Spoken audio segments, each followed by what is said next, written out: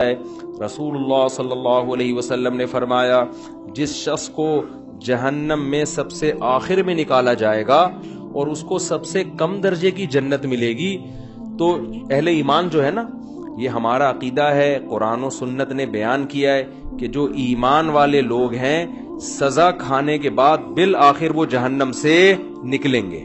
ایمان بہت بڑی نعمت ہے، خوب سمجھ لو۔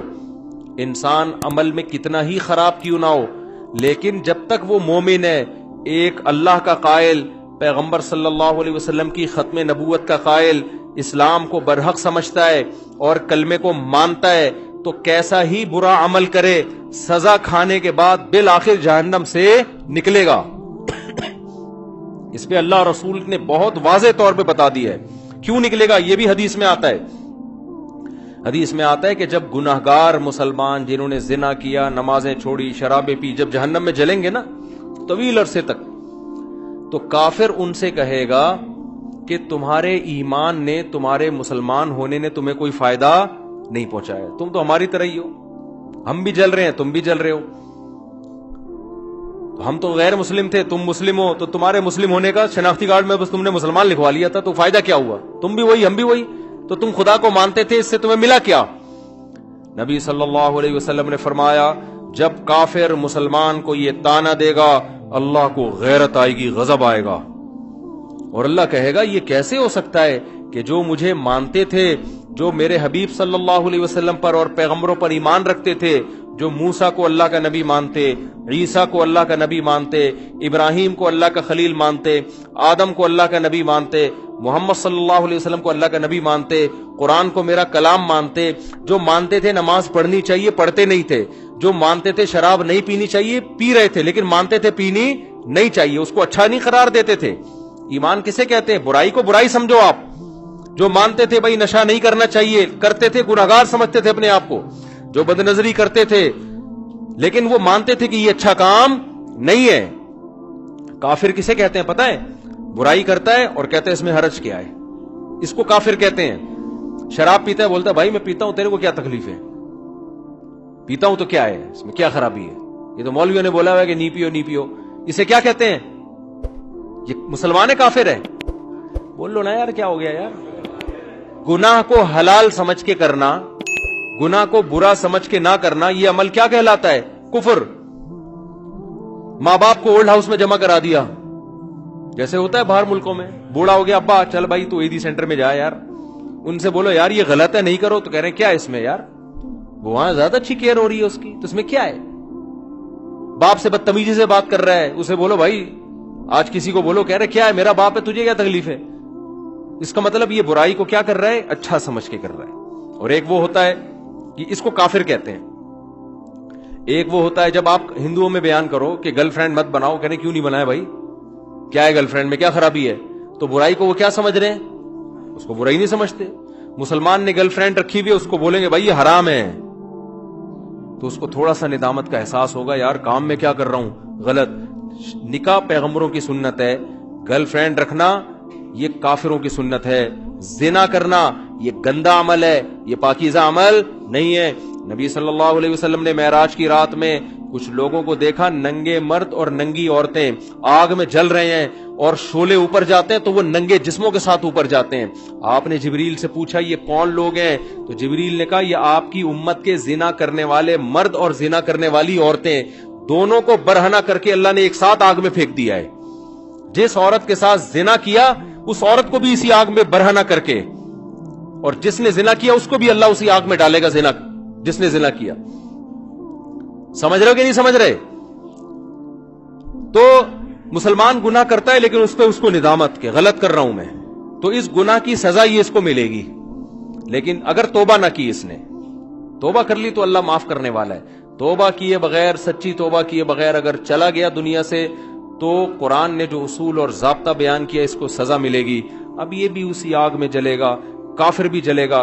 تو حدیث میں آتا ہے کافر ایک دن اس کو طعنہ دے گا اور کہے گا کہ تمہیں تمہارے ایمان نے کوئی فائدہ نہیں پہنچایا، تم اللہ کو مانتے تھے، ہم پتھروں کے بنے ہوئے بتوں کو مانتے تھے، تو کیا فائدہ ہوا؟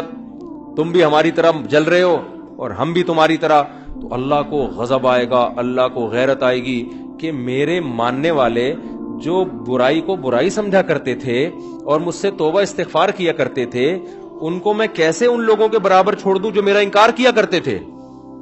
حدیث میں آتا ہے اللہ تعالیٰ فرشتوں سے کہیں گے کہ جس نے زندگی میں کبھی کوئی نیکی کی ہو اس کو جہنم سے نکال دو۔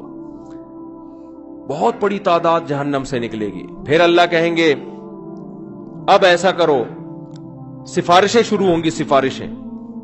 پیغمبر صلی اللہ علیہ وسلم شفاعت کریں گے، اللہ نبی صلی اللہ علیہ وسلم کی شفاعت کی برکت سے بہت سارے مسلمانوں کو جہنم سے نکالیں گے۔ پھر رشتہ دار سفارش کریں گے، آپ کا کوئی بیٹا عالم ہو، حافظ ہو، شہید ہے، کوئی آپ کا دوست ہے، جیسے دنیا میں یاد کرتے ہیں نا، نادرا کی لائن میں لگے ہوئے، اندر کوئی تعلق والا نظر آ گیا، آنکھ ماری یار، وہ آ جاتا ہے، وہ بھی آنکھ مارتا ہے۔ ہمارے ایک دوست تھے اتنے چھوٹے سے نا، وہ پاسپورٹ کی لائن میں کھڑے ہوئے تھے۔ ہم نے ان سے پوچھا یار کوئی آپ کے ساتھ دلچسپ واقعہ ہوا ہو؟ ان کا قد بیچاروں کا بہت چھوٹا، پاسپورٹ کی لائن میں کھڑے ہوئے تھے۔ تو ہم نے کہا کوئی واقعہ، کہہ رہے ہیں میں پاسپورٹ کی لائن میں کھڑا ہوا ہوں، مجھے بلا ہی نہیں رہا ہوں۔ تو میں نے کہا یار اتنے لوگ مجھ سے پہلے چلے گئے، مجھے تو بلا، کہہ رہے بھائی تو کھڑا ہوگا تو تجھے بلاؤں گا نا، تو بیٹھا ہوا کیوں ہے؟ سمجھ آ رہی؟ پھر کہتے ہیں میں نے ایسے اچھل کے بتایا بھائی میں بیٹھا ہوا نہیں ہوں، میں کھڑا ہوں۔ تو عجیب عجیب واقعات ہوتے ہیں پاکستان میں۔ تو جیسے ہوتا ہے نا یار، اب دنیا میں تو یہ غلط سمجھا جاتا ہے، لیکن اللہ تو اللہ ہے، اللہ اس تعلقات کا فائدہ پہنچائے گا۔ شہید مغفرت، شہید سفارش کرے گا، علماء شفاعت کریں گے، آپ کی اولاد میں کوئی حافظ ہے وہ شفاعت کرے گا، تو اللہ ان کی شفاعت کی برکت سے اور بہت سارے مسلمانوں کو جہنم سے نکالیں گے۔ سمجھتے ہو گے نہیں سمجھتے؟ پھر اللہ تعالیٰ فرشتوں سے پوچھے گا اب بتاؤ کتنے لوگ ہیں؟ فرشتے کہیں گے اللہ ابھی بھی بہت سارے لوگ ہیں۔ اللہ فرشتوں سے کہے گا اب کوئی کسی کی سفارش کرنے والا ہے؟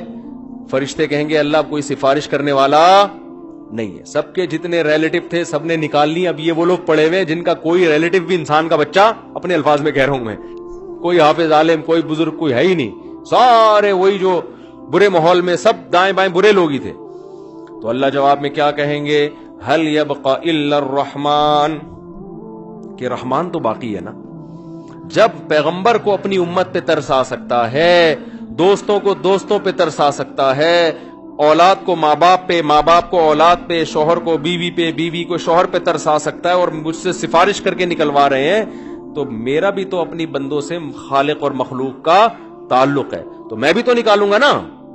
تو اب کوئی سفارش کرنے والا نہیں ہے، تو من کان فی قلبہ مثقال حبۃ من خردل من ایمان، جس کے دل میں رائی کے دانے کے برابر بھی ایمان ہے، اللہ فرشتوں سے کہیں گے اس کو بھی نکال کے لے آؤ، اس کو بھی نکال کے۔ ایمان کا مطلب پہلے سمجھ گئے؟ جو گناہ کرتا ہے اور فخر کرتا ہے وہ ایمان والا نہیں ہے، وہ ایمان والا نہیں ہے اللہ کی نظر میں، وہ تو کافر ہے۔ تو حدیث میں آتا ہے، بہت اہم حدیث ہے، خوب غور سے سنیں، اللہ ایک ایک وہ جو ہے نا فرشتہ پھر نکالنا شروع کرے گا، یہاں تک کہ جو سب سے آخر میں جہنم سے نکلے گا وہ سب سے بدبخت ترین انسان ہوگا کہ نہیں ہوگا؟ سب سے زیادہ اس کے اعمال کالے تھے، صرف ایک ایمان کی دولت لے کر گیا وہ۔ تو نبی صلی اللہ علیہ وسلم نے فرمایا کہ جب اللہ تعالیٰ اس کو نکالیں گے، اس حدیث کے راوی ہے عبداللہ ابن مسعود رضی اللہ تعالیٰ عنہ۔ حضرت عبداللہ بن مسعود کا حلقہ کوفہ میں لگا ہوا ہے، شاگرد بیٹھے ہوئے ہیں، حضرت عبداللہ بن مسعود ان کو یہ حدیث سنا رہے ہیں کہ اللہ تعالیٰ جب اس آخری فرد کو نکالیں گے نا، سب سے لاسٹ میں نکلے گا وہ، پتہ نہیں کیا ہوگا وہ، آپ خود سوچ لو، سب سے آخر میں نکلے گا وہ، تو وہ کہے گا کہ میرا رخ اس جہنم سے پھیر دیا جائے، اس سے نفرت ہوگی آگ سے، اللہ اس کا رخ پھیریں گے۔ پھر اللہ اس سے کہیں گے بتا تو کیا چاہتا ہے، بتا تو کیا چاہتا ہے۔ حدیث میں آتا ہے کہ جس طرف رخ کرے گا نا اس طرف جنت ہوگی، تو وہ اللہ سے کہے گا کہ اے اللہ، یہ جو اتنی خوشنما جنت جس کے بارے میں قرآن کہتا ہے ما لا عین رأت ولا اذن سمعت ولا خطر علی قلب بشر، ایسی نعمتیں میں نے اپنے بندوں کے لیے تیار کر کے رکھی ہیں جو نہ کسی آنکھ نے دیکھی، نہ ان کی حقیقت کسی کان نے سنی، نہ ان کا تصور کبھی کسی دل میں گزرا ہے۔ آپ عیاشی کا تصور کرو نا، آپ کا تصور جہاں جا کے ختم ہوگا نا، جنت اس سے بھی اوپر کی چیز ہے. حدیث میں آتا ہے عبداللہ بن مسعود رضی اللہ تعالیٰ عنہ فرماتے ہیں کہ جو سب سے آخر میں جہنم سے نکلے گا اللہ اس سے پوچھیں گے بتا کیا چاہتا ہے. وہ کہے گا اے اللہ یہ جو جنت کی ہوائیں آ رہی ہیں بس اس کے قریب تھوڑا سا مجھے لے جا, مجھے تیرے جلال کی قسم اس کے علاوہ تجھ سے میں کچھ بھی نہیں مانگوں گا. اللہ کہیں گے وعدہ کر, حدیث کا مفہوم اپنے الفاظ میں پیش کر رہا ہوں کہ مزید کچھ نہیں مانگنا. کہے گا کچھ بھی نہیں مانگوں گا. اس کو اتنی حسین جنت نظر آئے گی نا, وہ کہے گا بس اس کے قریب بھی پہنچ جائے نا وہ بہت ہے میرے لیے.